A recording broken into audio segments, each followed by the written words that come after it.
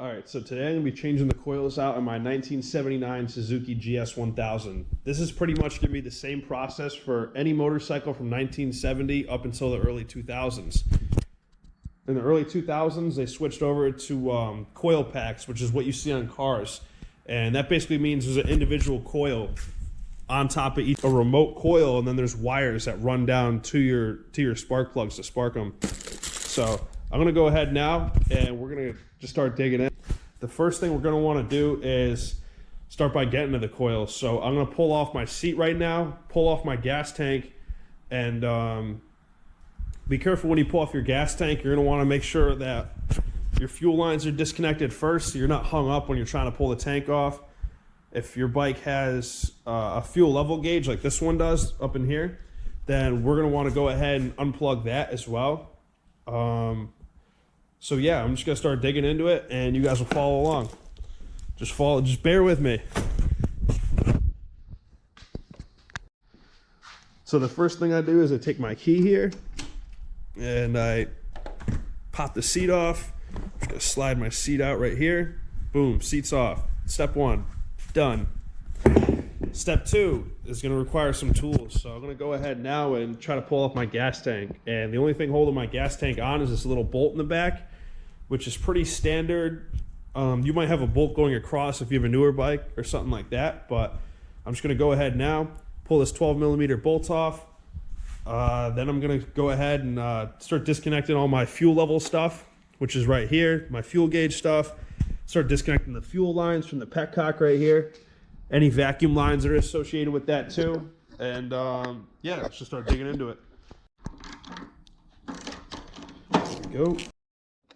All right, got the bolt off in the rear. Gonna go ahead, unplug these two fuel sender cables right here, or wires rather. There's a little cushion back here. I'm just gonna lift up my tank, pop out the cushion in the back. Boom, we got that off. Now I'm gonna go ahead, pull off my fuel line right here. There's a little old style finger clamp. I'm just gonna slowly wiggle that back and forth.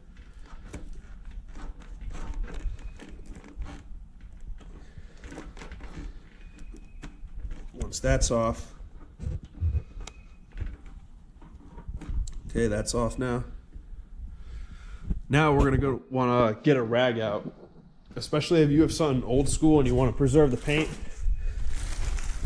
Which anyone doing this is going to want to reserve the paint unless it's already destroyed. So I always put a rag under the petcock right here before I pull any line off of it. So I'll just go ahead and push the line off with my fingers.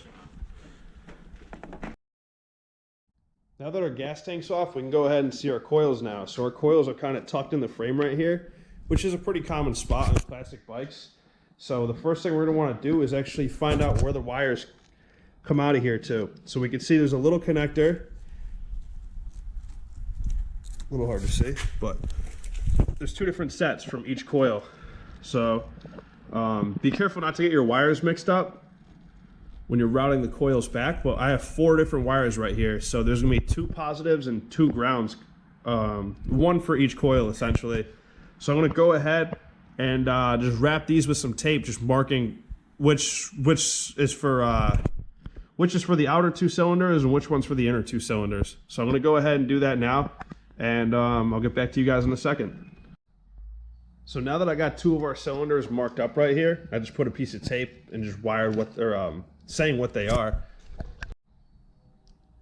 All right, so now that I have my 2 wires taped up right here, I'm gonna go ahead and get a 10mm socket, and I'm just gonna go ahead and take these two bolts off right here. There's a bolt on this side and that side of the coil.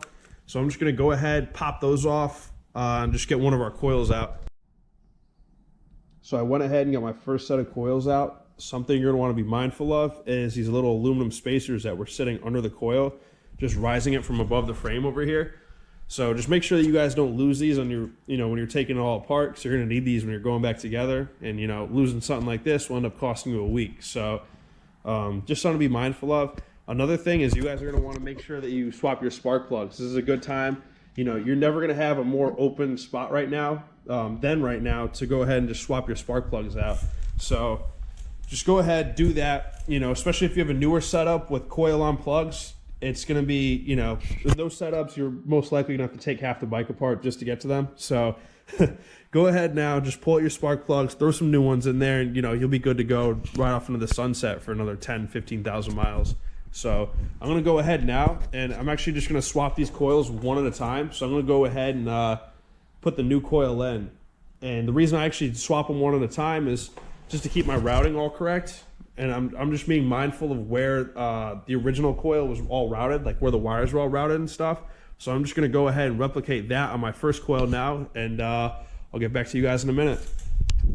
Here I have my new and old coil right next to each other, and I notice on this new coil here, it doesn't have the same connector. It actually has two terminals coming off the coil, one positive and one negative, which is similar to my old coil here, but my old coil had just wires routed right off of it. The orange being the positive and the white being the negative.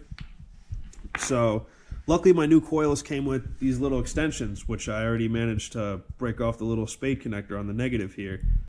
So this ended up turning into an absolute shit show.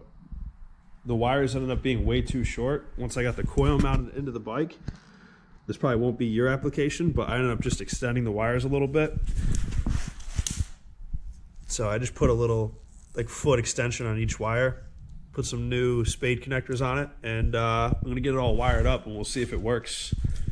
Got the first coil all mounted in. The wires are probably even a little too long, but that's fine. I'll just tuck them under the tank. You'll never even know about them. Another thing, these are just cheap eBay coils, and what I noticed is the coils actually aren't big enough. So if you can look in there, it's really hard to see, but I only have one bolt in it. I'm just going to leave that other bolt hole right here open.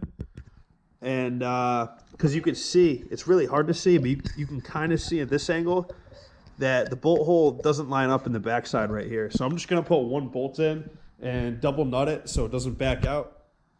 And we'll just go from there. So I'm going to get the second coil in now and fire this baby up, see how she sounds.